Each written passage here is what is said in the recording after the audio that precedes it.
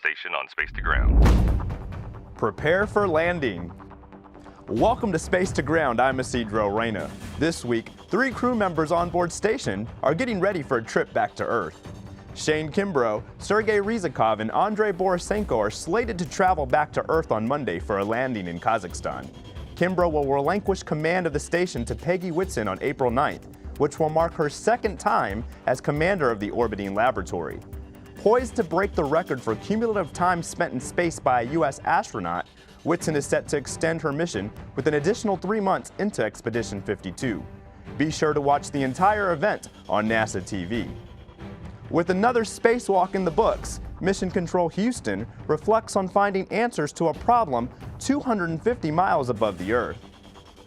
Traveling 12 times the speed of a bullet, a cloth blanket got away during the March 30th spacewalk and immediately drifted out of reach into space, away from the station, forever. While it posed no danger to the crew as it floated away, there was an immediate problem. An important station docking port needed the blanket for protection from the extremes of space.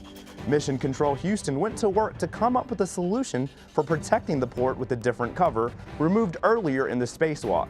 A team of designers, analysts, and engineers worked behind the scenes with operations engineers, flight controllers, and crew members to solve the problem and leave plenty of time to accomplish every task on the spacewalk.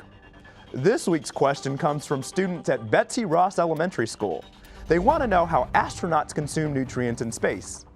Let's check in with the crew on board the station. Great question. Food is always an important part of everybody's world, I guess. And same with us. Peggy's showing you a few of our choices here with a drink bag, a pouch of food, as well as a dehydrated food.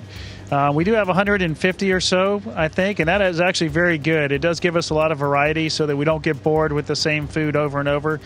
And we're lucky enough to have Russian crewmates as well as French astronauts on this mission. So we get to enjoy Russian food as well as French food sometimes. So it keeps the variety nice and it doesn't let us get bored with what we're having.